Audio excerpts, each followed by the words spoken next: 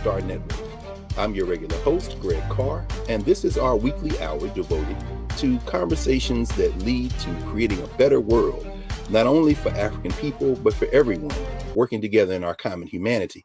We're very excited today to have with us a towering intellectual, an activist, a son of Detroit, a man who is, for my generation, really a bridge figure, linking the previous generations of struggles of African people here in the United States and beyond to the current developments in the African world and the world beyond the African world. He is a master theorist. Dr. Errol Henderson is an academic. He has taught at a number of universities, most recently Wayne State University. He is a author of a number of scholarly articles, over 50 publications, and a number of books. His most recent book, Scriptures, Shrines, Scapegoats, and World Politics, is something we'll probably invite him back to have a conversation on at some point. The book we're going to focus on today, however, is the most ambitious, wide-ranging, and penetrating theoretical analysis of the Black Power movement to appear to date. It's called The Revolution Will Not Be Theorized. This was published in 2019. So we welcome here to the Black Table our friend, comrade, and brother, Errol Henderson. Welcome, Errol. Oh, it's a pleasure to be here, Brother Greg. Thank you so much for this wonderful invitation and a nice introduction. Oh, brother, we kept it short because we want to get to the conversation. There's a whole lot more, so much more we could say. And one of the reasons I wanted to talk about you in the generational context is because it seems that all the academics have discovered the American Negro and want to write about Black power, and we won't name no names. So maybe we will. We'll see how the conversation goes. But like I said, for our generation, I'll never forget, man, as you were finishing up there at Michigan, your PhD, and you published a book in the mid-90s, and that book on Afrocentrism and world politics, creating a new paradigm. Oh, you got it there, man. Come on, man. You got to pull out, you got to go into the stash, man, and pull out the stack. There it is right there. I remember, man, when we were in Detroit for NBUF, I think, National Black United Front. And, you know, we were all developing, trying to create a space where we could use the academy, go in there and basically take its tools and apply it to the problems of theorizing our ongoing movements. And it was such a pleasure to be there with you and so many people who are now ancestors, Conrad World, so many others, Baba Mario Badeli. You in this text have brought them all into a contemporary moment and theorized them and done it in a way that is extremely compelling. Do you mind maybe telling the viewers a little bit of your background and what led you into not only your intellectual work generally, but this particular book? Oh, appreciate that, Brother Craig. Yeah, just born and raised in the Brewster Projects on the east side of Detroit. So I have people in my family who are the oldest ones. I'm the youngest of my father's 13, my mother's 9. So they were, we were very poor. We often didn't have even a television set and never had a car. But anyway, and I was pretty sickly as a child. So I often, we read a lot. There's the dictionaries and encyclopedias in the projects in our house, and but I often read, and I read my older siblings' books. I didn't know I wasn't supposed to be able to, so I would just keep going. I read and I just kept going, but just to have conversations with them. I just wanted to have conversations. So anyway, some wonderful teachers from Miss Brown in the 3rd grade who gave me the autobiography of Malcolm X to read, because I had read all the books in my age grade. I didn't understand it, and in the 4th grade as well. So wonderful teachers there, Miss Tinsley. When I was in Foster Elementary School, so as I matriculated, as I went to school in the project, just the reality of being poor. The dealing with the police, the white police, stress, stop the robberies, enjoy safe streets. The police. I was 10 years old. I thought it was 9. I was 10, and they put a gun to my head, and while I was in my bed reading a Richie Rich comic book when they raided our house. You know what I'm saying? Wow. They put a gun to my mother's head and my brother. So the repression of the police was there as well, even as you have nurturing things in the project. Well, I was a nut. And I wasn't interested in school. I got into a really good high school. It's a public high school in Detroit, but you had to be accepted into it. And then stuff just started happening, and I acted a nut. and I had to. I went to the Army at age 17. My parents actually had to write so I can get in because they wanted me to go there. Isn't it something to be safer than being in Detroit at that time? A lot of gangs out there, Young Boys Incorporated, a lot of violence. A lot of my friends were they were either rolling, selling drugs in the joint, or they were dead. And when I got out, my parents had died within an 18-month period, and I started school. I was never unintelligent, just uninterested. Yes. And I think I got my first semester of the semester my mother died. I got a 4.0 just on anger alone. You know what I'm saying? So, and then we started organizing. There was an event in 1983, the 15th anniversary of the Republic of New Africa. I still had a flyer here. I forgot to put it next to me. And that's where Chokwe Lumumba, Mario Badeli, people like Brother Apasha, Queen Mother Moore, Sister Neb Kigosili, these people were there, and they were telling us about this legacy, which I often heard of, but I never put it in practice. Yeah. And then in Chokwe especially, it's like bringing those people up to campus, use the university funds to fund them, use the university, transform the university, wonderful people like Mariba Williamson and so many wonderful, Sister Claritha, and we started organizing. Yes. So once I left back in and went to Michigan, when I went to Michigan, I was still on the east side of Detroit. I commuted to the University of Michigan because I didn't want to leave Detroit. And we started organizing, and we led a movement there in 86, 87 called UCAR/BAM3. And then I brought a lot of the Wayne State folks up there doing our movement there, which there's a frontline special about it. So it's not good, but you can see it's called Racism 101. Then at Wayne State in 89, many of those same students led a 12-day building occupation to get the Africana Studies Department created. Unfortunately, that department is now called African American Studies, but we set up Africana Studies because we were learning. We dusted off the old demands, and we held that building for 12 days to do that. So this is all the time. I'm a student. I'm a student at the University of Michigan. I was going to say this is critical, man, because, and thank you. The reason I centered Wayne State instead of course, where you've been for the last 20 years up until this past December, which is, of course, Penn State University, is because it figures so prominently, but you sit at this nexus. I mean, while you are doing this, and of course, we talk about Save Our Sons and Daughters and how you bring some of these young cats together to kind of squash some of this beef. At the same time, you're Phi Beta Kappa. So you figured out a way to do this intellectual work, not at the center of your life and practice, but almost like on the periphery, but as a tool.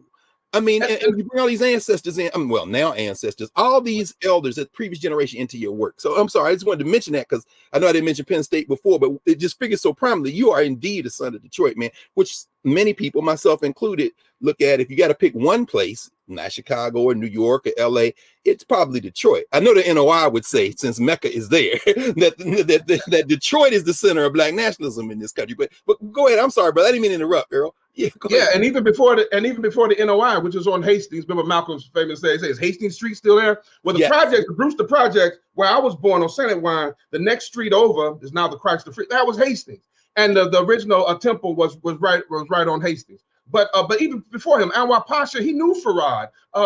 Chris Austin, he knew Farad. These are people who taught us if we would listen. People ask me why I talk the way I talk today, but they didn't see me when I would just shut the H up and just listen.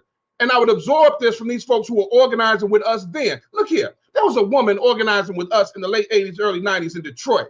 And she said one time to me, she said several times, she said, Errol, I never like what people say what they did in their time. She said, as long as I'm alive, it's my time. And I would always kiss that beautiful caramel cheek of hers and say, and ma'am, and long thereafter. That sister organizing with us in the late 80s. Her name is Rosa Parks. Okay, come on now. I'm not trying to hear these people talking about what they did back in their time. When I got that example right there, Gerald Baker, Marion Kramer, Max Stanford, Grace and James Barr. These are people we organized with in the 80s and 90s, and this is often not discussed because many historians don't look at that period, and especially many of these young historians who want to front like they still out here and they're activists now who are not.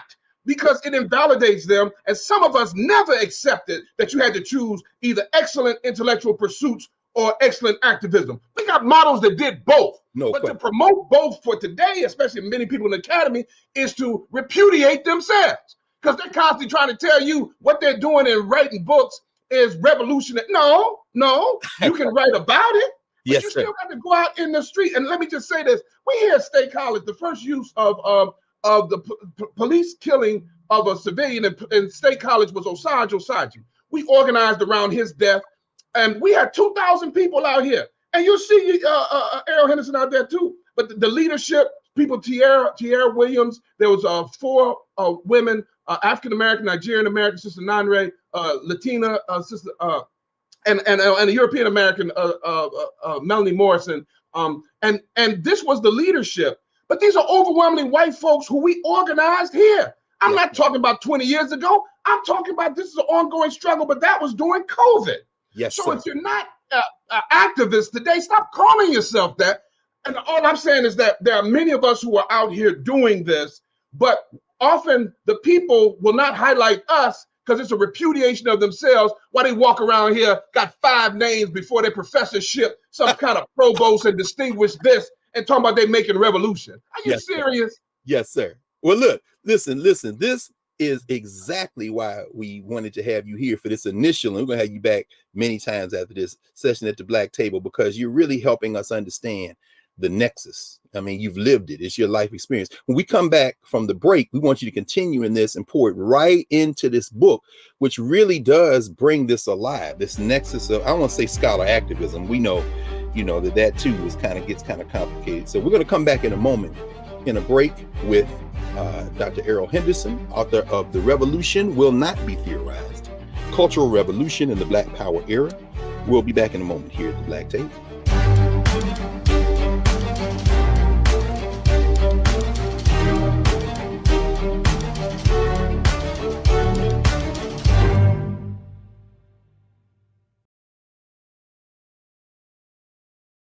Black Star Network is here. Oh, no punch! I'm real revolutionary right now. Thank you for being the voice of Black America. All momentum we have now, we have to keep this going. The video looks phenomenal. See, there's a difference between Black Star Network and Black-owned media and something like CNN. You can't be Black-owned media and be scared. It's time to be smart. Bring your eyeballs home. You dig?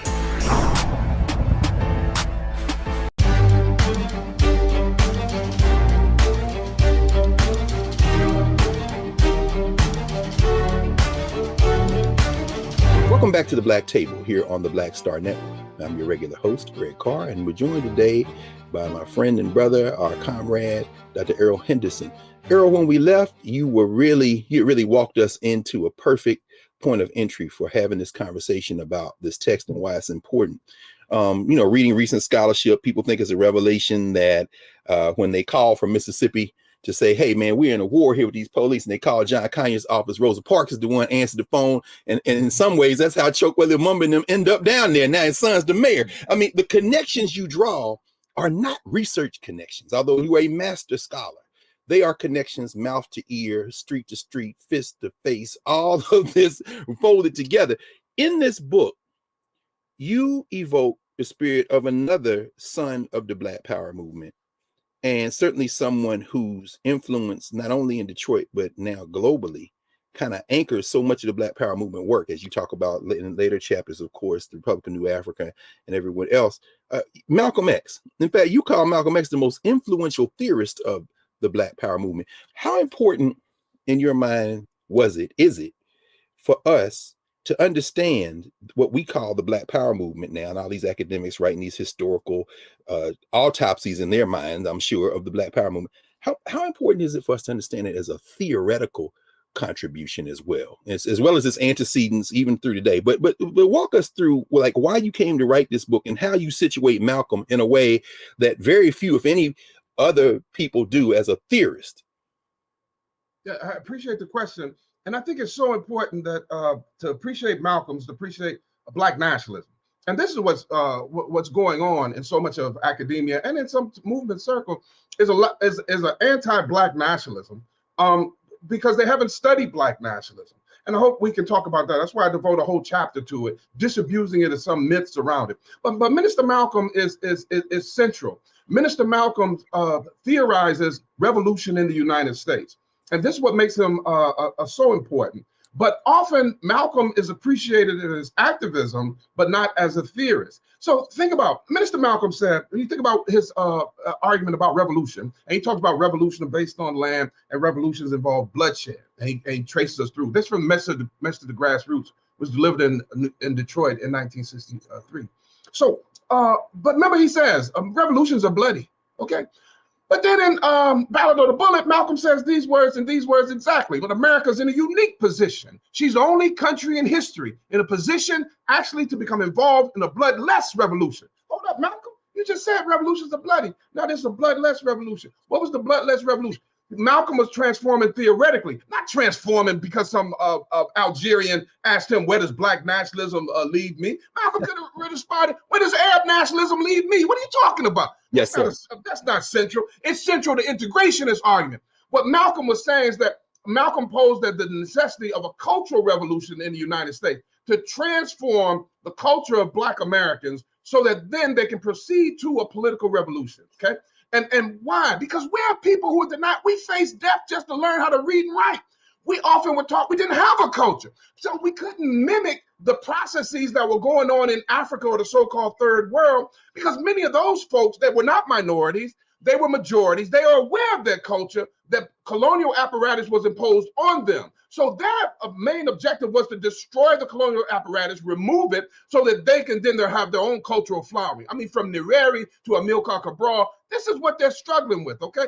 That's not what we face. We have people who are often were denied that we had a culture at all. Right. And this goes back to what Harold Cruz is saying, another person who's denigrated by these anti-nationalists, and the anti-nationalists go from the so-called radical integrationists to the Marxists, the neo-Marxists, especially American Marxists, who have little appreciation of this cultural dimension. Oh, they'll bring up Gramsci, but they won't bring up Du Bois's Black Reconstruction. Du Bois is posing a thesis on Black cultural revolution, published in 1935 in Black Reconstruction, while Gramsci is in one of Mussolini's jails. Yes, sir. Not mad at Gramsci. Why would I walk over all the folks who have fought for our liberation and studied our liberation right here?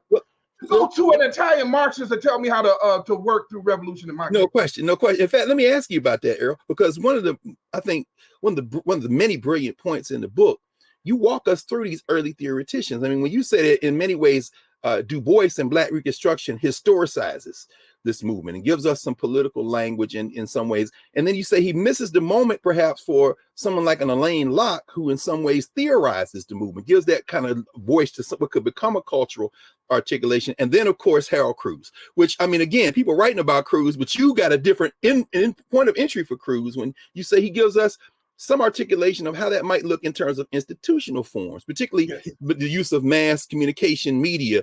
And in doing that, when you say, and by the way, those of you who will read the book now, and there's a version of it, we'll put a link in the show notes so you all can actually read this for yourselves.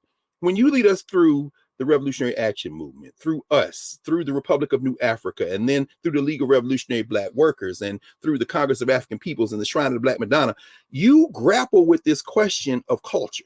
In fact, like you say, you devote a whole chapter to grappling with this.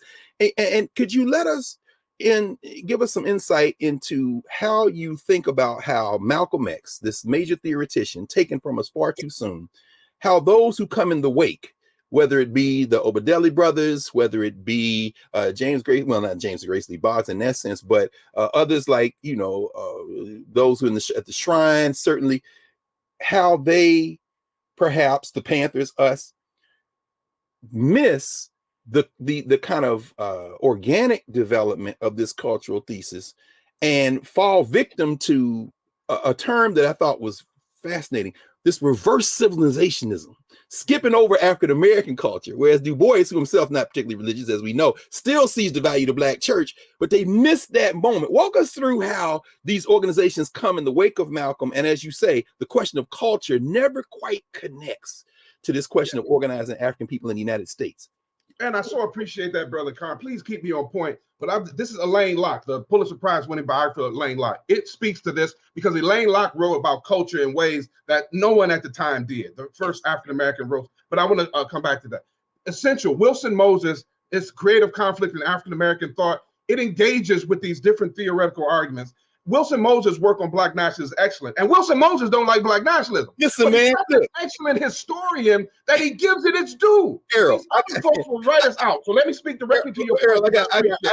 I got to pause you for a minute there, because not only do you lift Wilson Moses and Sterling Stuckey, the first time I met Wilson Moses was on the campus of Penn State University. I went out there to see him. Now, I'm a naive black nationalist and Pan-Africanist, so I'm bringing him after having read his work. He is an excellent scholar, but he is not a black nationalist. We got into a conversation about John Henry Clark. You know what he said? I don't agree with the man ideologically, but I respect the man's scholarship. This is the kind of complicated analysis you put in this book. It's not black and white. These academics miss the point. Talk to us, man. And of course, Wilson Moses, another Detroiter, man. So, yeah, from the east side of Detroit. Ain't there something?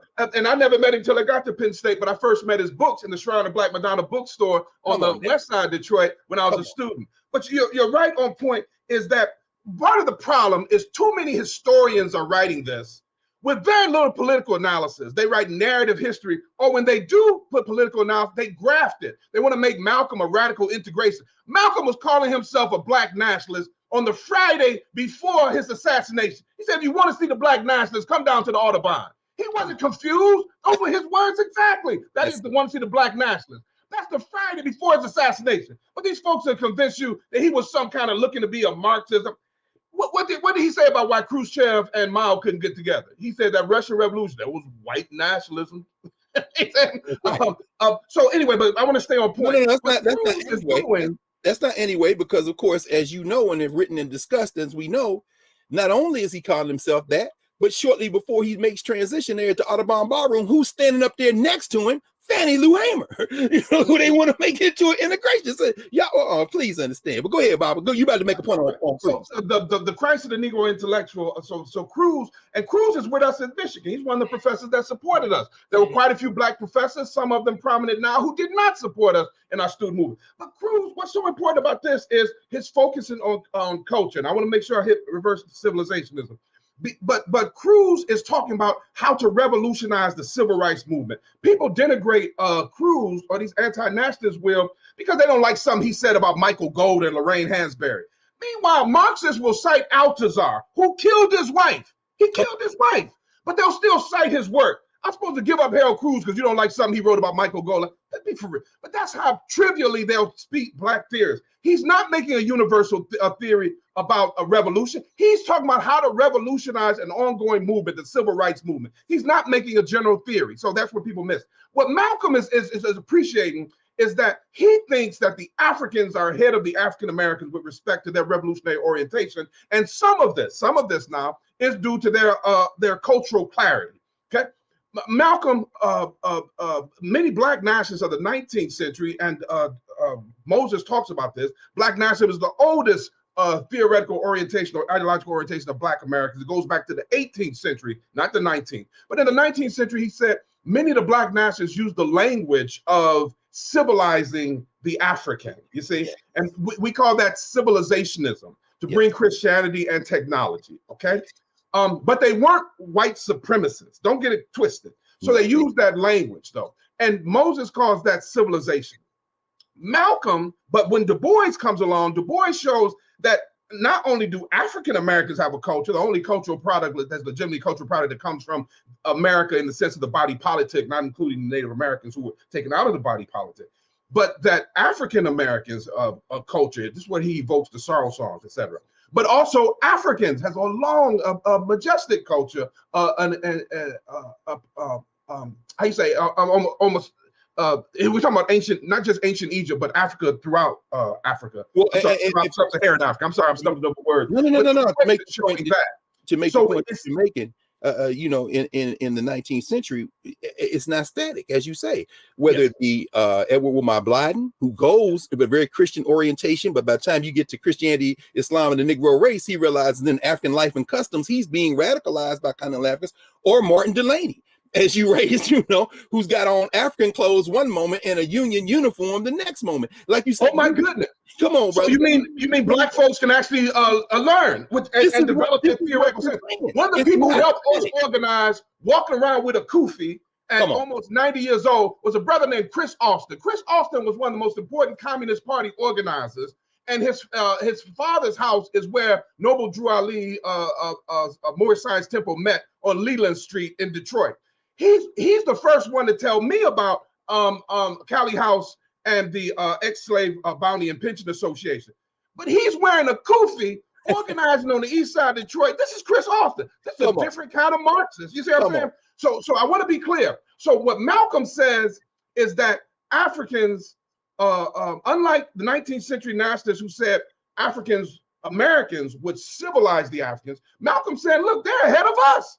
Yes, sir. Remember the famous quote? He said, what you leave out? You left your mind in Africa. Left your mind. Malcolm, so he reverses it. He says African Americans need to follow Africans. This was a fundamental error, okay? And I'm not mad at Malcolm.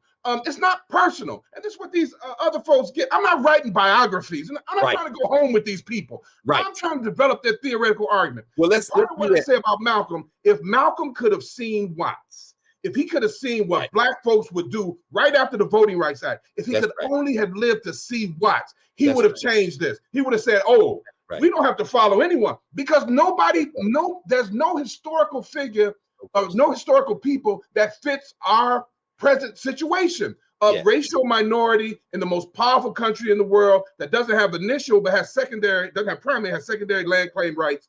There's nothing else like us. The closest that comes to it is the Irish. So we would say that Michael Collins would have been a better mold than Che Guevara. Because if he's not in the belly of the beast, he's in the large intestine. He brings England to the bargaining table. That's Michael Collins, who was excellent at urban guerrilla warfare, among other things. Yes, but they were enamored with the Che Guevaras, and I'm not mad at them. No. Well, I mean, our analysis after 50 years. Well, this is, and I think this is where we want to go in the next block. We're going to take a break. When we come back, will you walk us through how this plays itself out after the death of Malcolm X, like with everything from Drum to Cap to us? And when we come back in a moment with you, Errol, we're going to pursue this as it takes on organizational form. So we'll be back in a moment here at the Black Table with our guest, Dr. Errol Henderson. This is an incredible conversation, you all. So come right back after the break and we'll continue here on the Black Table.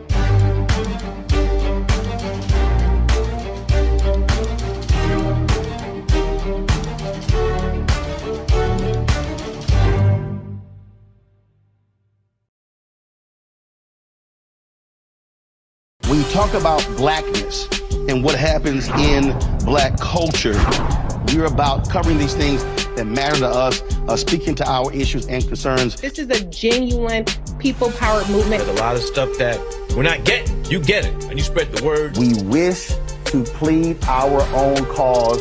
Too long have others spoken for us. We cannot tell our own story if we can't pay for it. This is about covering us. Invest in black-owned media. Your dollars matter. We don't have to keep asking them to cover our stuff. So please support us in what we do, folks. We want to hit 2,000 people, $50 this month, raise $100,000. We're behind 100,000, so we want to hit that. Y'all money makes this possible. Checks and money orders go to P.O. Box 57196, Washington, D.C. 20037-0196. The Cash App is $RM Unfiltered. PayPal is R Martin Unfiltered. Venmo is RM Unfiltered. Zelle is roland@rolandsmartin.com.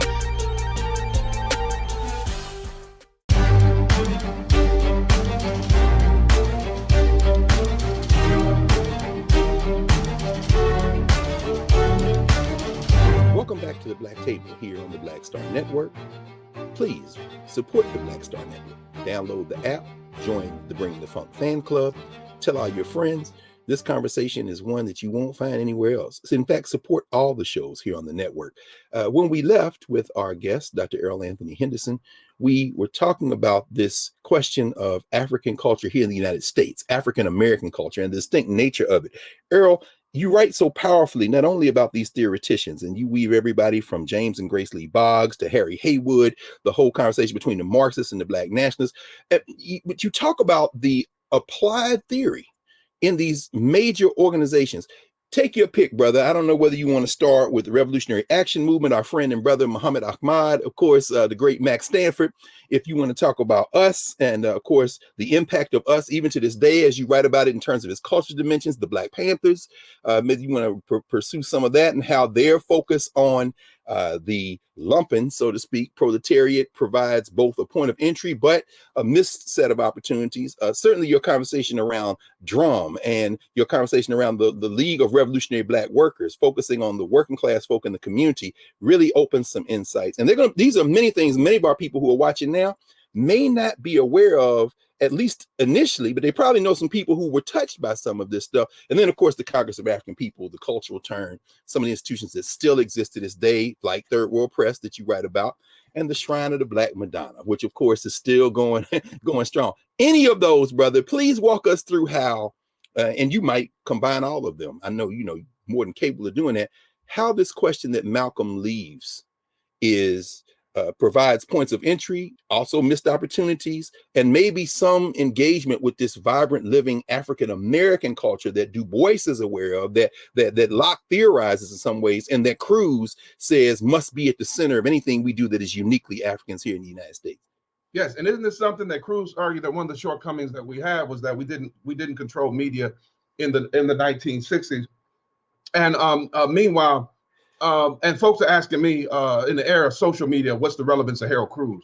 The 50th anniversary of Harold Cruz' publication, 1967, the Christ of Negro Intellectual, there was no commemoration of this, no celebration at the University of Michigan, the department he largely established, none. And a wonderful brother named James Taylor at the University of San Francisco organized one there. So part of it is destroying is making a caricature of the theoretical arguments these folks make, or reducing them to, as David Hilliard, the Black Panther Party, said of the white left, they want the Panthers for their thuggery, not their theory. So when Malcolm is talking about the need for a cultural revolution, what groups like RAM, just like the wonderful brother who was so helpful to me, brother Muhammad Ahmed, Max Sanford, Wanda Marshall, and others, they took aspects of Malcolm's thesis, but they didn't take its totality. And one of the biggest shortcomings of it was that they treated it as a finished product, but Malcolm hadn't developed it. Like Martin, he's killed before he's 40 years old. So RAM takes aspects of it, and so do the other groups. But often there's a misappreciation of what the biggest thing he was theorizing, which Manny Marble devotes no time to in his book, is a cultural revolution. So the issue becomes, do you need a cultural revolution to stimulate a political revolution? When he's talking about culture, he's not talking about aesthetics. He's talking about material culture. When I try to make it plain to folks, I say, move from thinking about Dre with NWA as a member to Dre's beats. You see? The material aspect of going from the culture to the aesthetic to the material, and of course thinking about art and then thinking about architecture. So we're talking about physical. So sometimes people will reduce this to some type of ideational construct. Errol, before we move from that, though, man, that's a powerful metaphor. Please help us understand how you balance these things, the material culture, materiality, materialist analysis with the cultural analysis. Because as you say, it's almost as if people try to pick one or the other. I'm thinking about whether it be Cedric Johnson or Terrell Reed. I mean, there's a materialist argument now that kind of dismisses the culture element in some ways.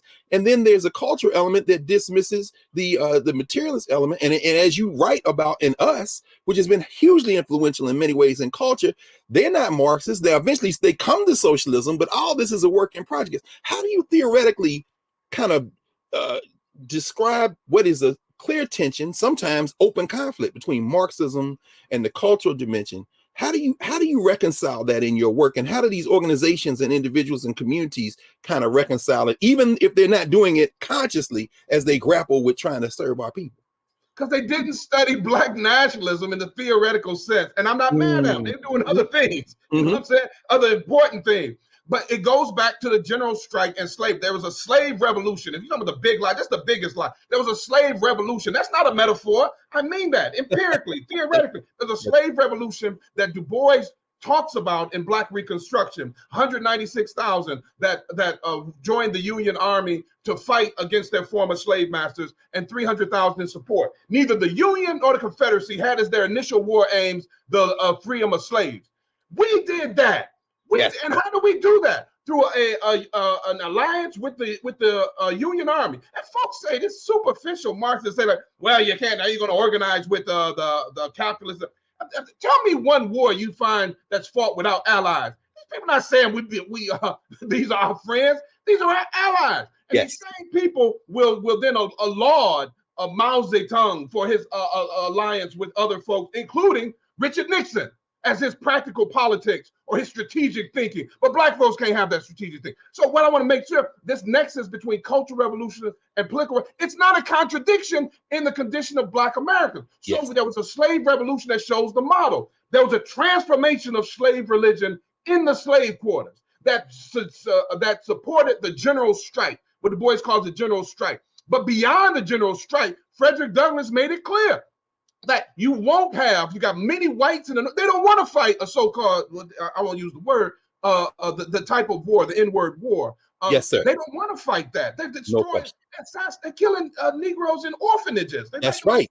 1863. It's Frederick Douglass that comes to Lincoln and makes the argument that you need to make the war, change the war aims from the overthrow of the Confederate States of America to the overthrow of slavery. That was us. Yes. See? So, but if you don't see us as thinkers, you won't see the contradiction. Now, because there was so much loss after the Hayes-Tilden sellout from 1865 to 1877, that they don't study the victory. But we won. We overthrew chattel slavery. We defeated the Confederate States. That's the victory. Look, I use this analogy. If you win the heavyweight championship belt in the round, in the ring, you beat, let's make it Mike Tyson, and you win the heavyweight championship, right?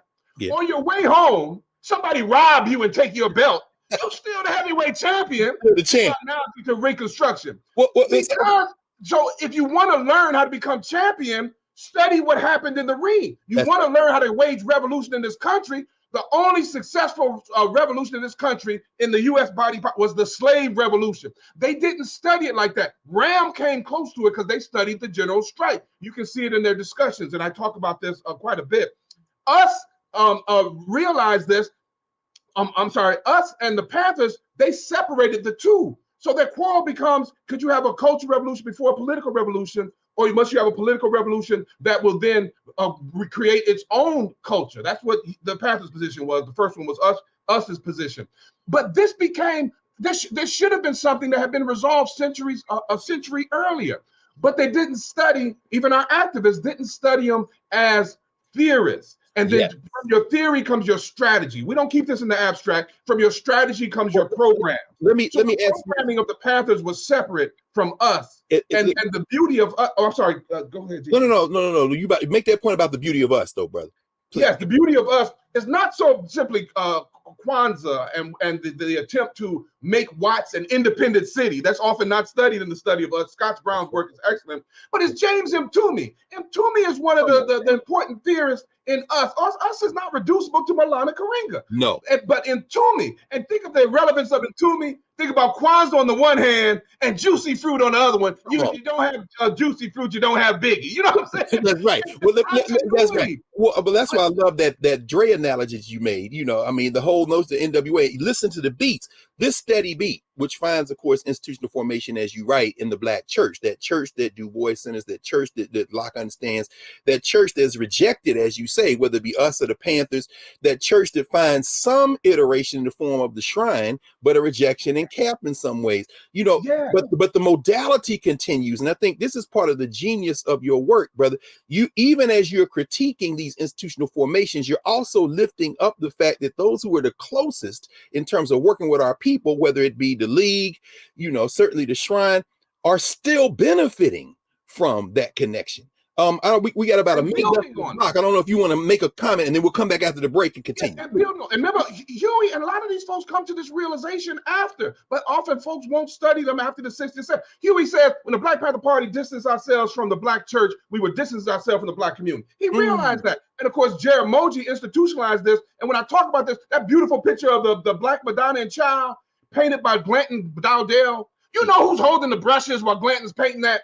General Baker, the Marxist leader of the League of Revolutionary Black Workers. They meet in Cleves, Jaramogi's church too. Yes, sir. Folks, I don't accept these artificial dichotomies when that wasn't the lived experience of these folks, and they theorized it. So I'm trying to build on their work, you know, not trying to act like I'm out here like I would have took the shots at UCLA, or I would have been engaged in the guerrilla warfare, low crawling with them, I'm trying to build on that work, the theoretical, the strategizing that will be used, and not just glamorizing what Sekou Odinga and so many others does with the liberation of Assata Shakur, but looking at how he theorized and strategized for Black liberation. That's and right. It hurts my heart that I would come to some of these brothers and sisters after many discussions, and you can see often they didn't want to talk.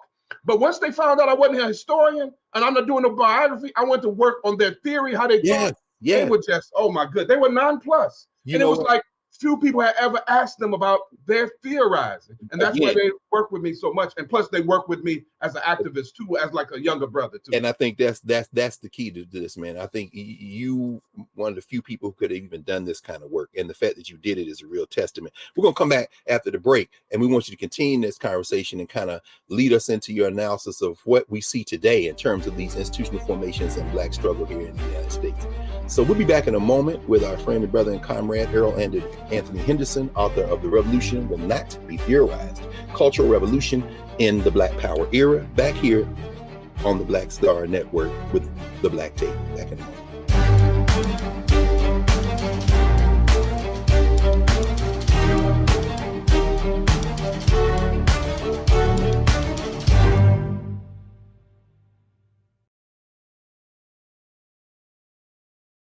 Don't you think it's time to get wealthy? I'm Deborah Owens, America's Wealth Coach, and my new show on the Black Star Network focuses on the things your financial advisor or bank isn't telling you. So watch Get Wealthy on the Black Star Network.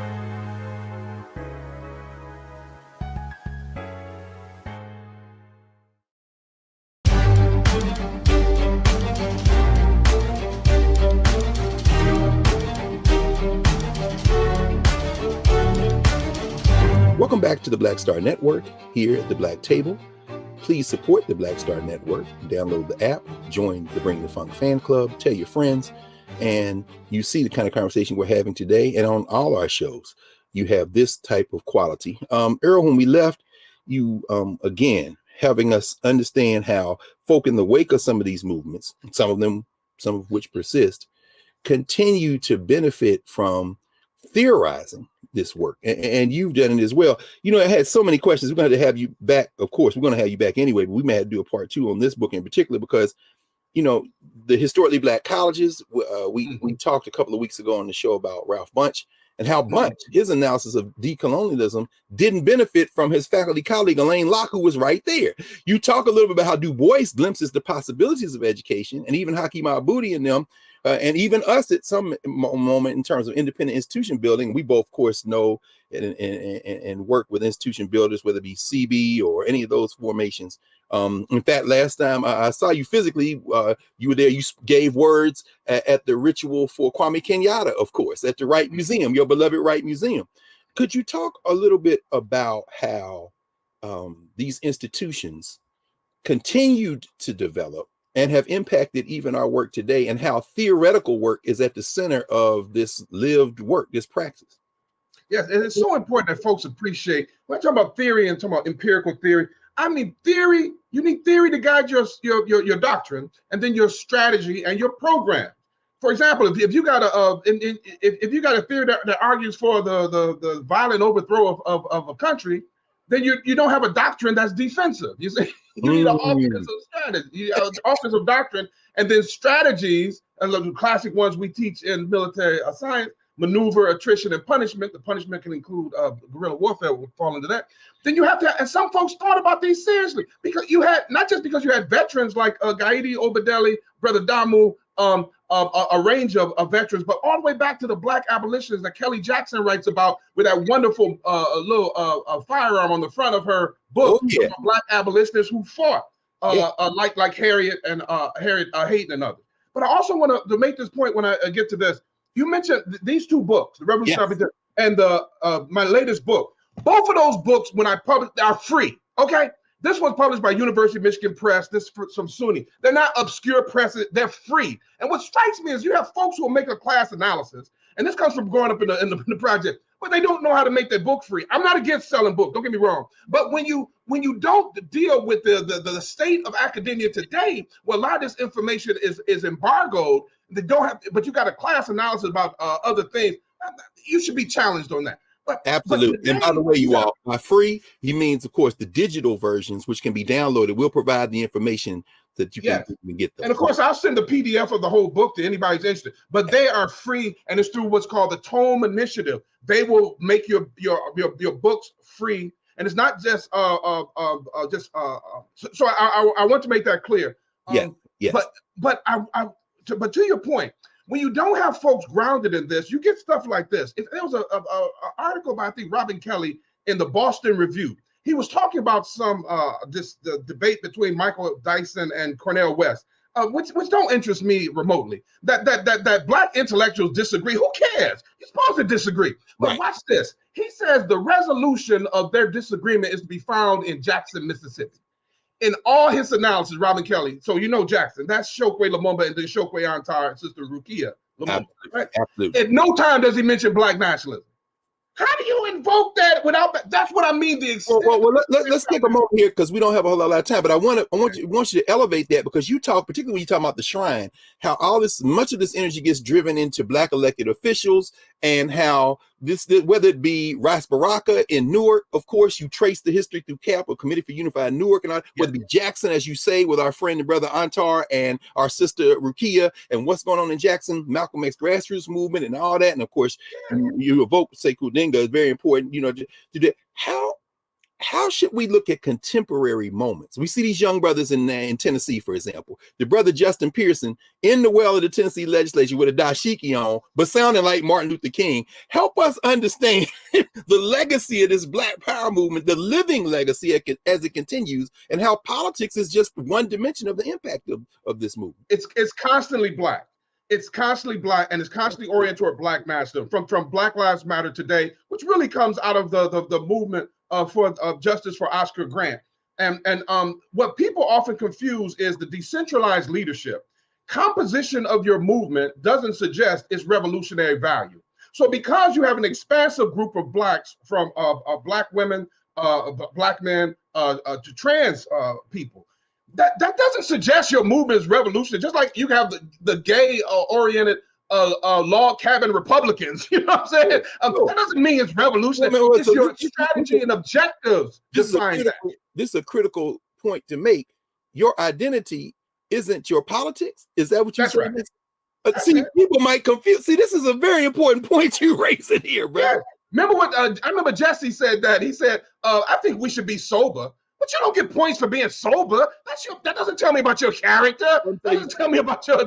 So that's what's important, to look at their actual theory. And one of the reasons the book is so big is because I quote them extensively. So people don't say, well, Brother Errol, you impose theory upon them. No, listen to their own words. So today, part of the challenge, when you hear people that are just ignorant, I'm not mad at them, but they should study.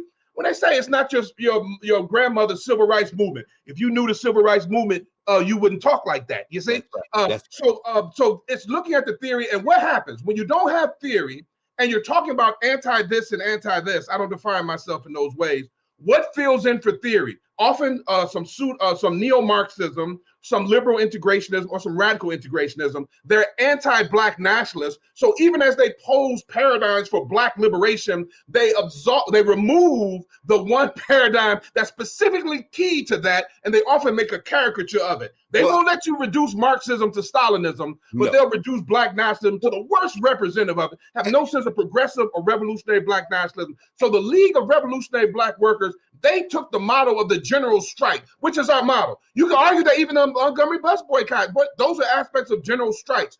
But general strikes that were transformative, like during the slave revolution. That's what's key. I fleshed that out in the book. Mm-hmm. I would be remiss. We only got a couple minutes left. If I didn't ask you what your thoughts are about maybe some of the current Black studies formations, the poetic turn. They're talking about the poetics of this, the poetics of that.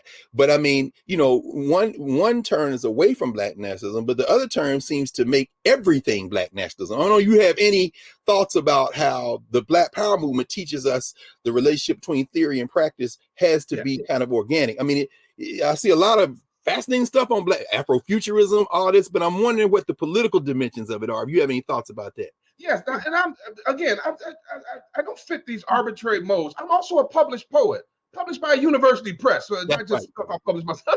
But I have no patience with critical fabulation.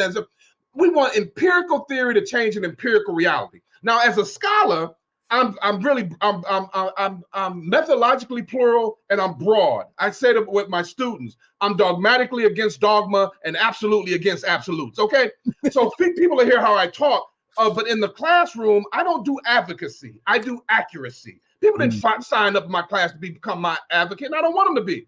But accuracy may sound like advocacy. That's why I don't call myself, it's not anti-racist. No, what they're doing, that's white supremacists. It's lying. Go ask them what their problem is. I don't have a name for not believing in Santa Claus. I don't call myself an anti-Clausian. So I don't call myself what I'm anti with white supremacism, which is inherently, even as beyond it being morally odious, is inaccurate as a social scientist. So in the humanities where folks want to indulge that, no problem. But when you have folks with like the critical fabulation work where they invent history instead of just calling what they're doing fiction or novel, I have little patience with that.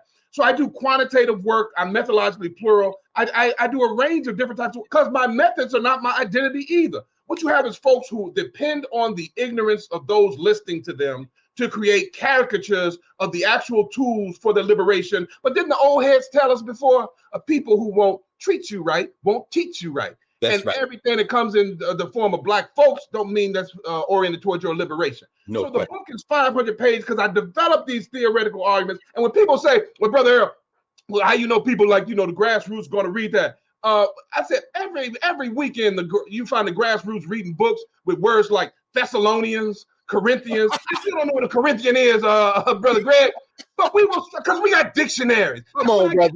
Come on. Growing up poor in the projects, yes, and sir. Make a caricature out of poverty. You go to a spelling bee in the most ghetto black community, and you'll see all types of folks out there encouraging their children. I don't like that caricature, especially coming from people who were never poor, who don't appreciate grassroots folks, even as they invoking them. That's why they don't want to study black nationalism in a serious way, and they want to talk about black. But when it comes to thinking and theorizing, they got some white scholar for that. And believe me, I study Marx, as you see in the book. I study a range of them. But I'm not beholden to these folks. No, these sir. Folks are waiting. You got these neo-Marxists waiting on a Marxist revolution as much as religious folks waiting on Jesus, but they'll denigrate the religious folks. At least the religious folks are down there in communities each day. You want to glorify the Panthers for feeding people. You know how many people Adam Powell? I'm talking about the old man Powell. He bringing prostitutes into the church. During the Depression, he's feeding people. Are you serious? Yes, sir. In fact, it's being truthful to this history and developing it. I'm sorry if I try to people and evoke folks who are not here. So I'm sorry if I didn't stay on point. That's a perfect way for us to pause until we continue this conversation in another session, because devoted to the folk, devoted to the people. You can't go wrong as long as you stay devoted and grounded in the people. Listen, Brother Errol, we want to thank you for this initial conversation we've had, for your work, not only for the long arc of your work, but for this particular work, which allows us to, kind of reset the way we think about things that have never stopped since we were snatched, and certainly go back to even before that, because you even got Sheikh Anta Job in here, brother. So I'm like, I ain't mad at you. So listen, Errol, thank you, man. Thank you for coming, and we look forward to the next time we have a conversation with you, brother. You're welcome. It's been I'm so grateful to you for having me. It's good to have you. So we'll be back in a moment to clear the table and get ready for next week, and we'll see you in a second.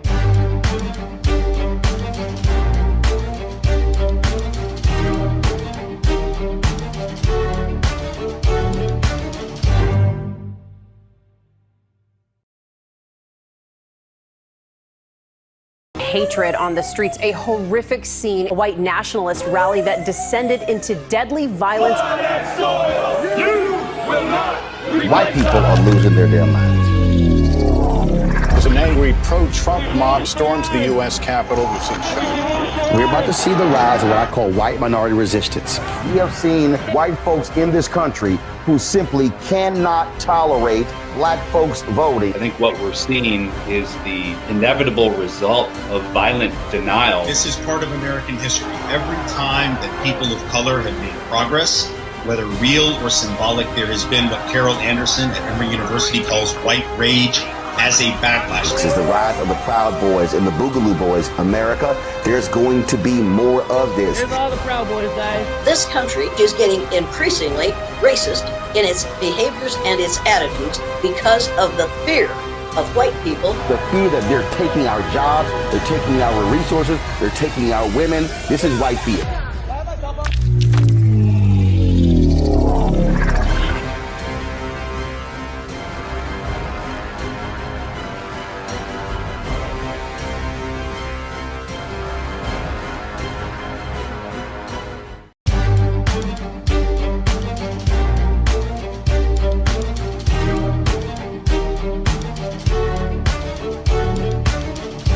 Back to the Black Table here on the Black Star Network. Support the network, download the app, join the Bring the Funk fan club, tell your friends and family, not only here in the U.S., but around the world about these conversations, and support all our shows. We've just had a powerful hour with Dr. Errol Anthony Henderson, author of The Revolution Will Not Be Televised. I'm thinking about Gil Scott Heron. The Revolution Will Not Be Theorized, Cultural Revolution in the Black Power Era. This book is available free for download. It's very important for him that he did that work because it's coming out of our people and it needs to be accessed by everyone. Dr. Henderson has always been about that in his life and career. I'll end with a quick quote from one of Dr. Henderson's elders and mine, who is now an ancestor. We've talked to him here at the table before he made transition, the great John Bracey, who Dr. Henderson quotes in this book, in fact. And Errol Henderson quotes John Bracey, and we see him as a founding parent of the field of Black studies. Dr. Bracey once said that people spin theories out of very thin margins of knowledge. Well, this book and the work of this brother, Errol Henderson, is not one of those people who are spinning theories out of thin margins of knowledge. In fact, it is quite the opposite. So if you get a chance, and please take the time to read The Revolution Will Not Be Theorized, and then look around you with new eyes and realize that a lot of the people who fought this struggle are still out here swinging with both fists. So we'll see you next week here at the Black Table. And again, support the network. We'll see you next week.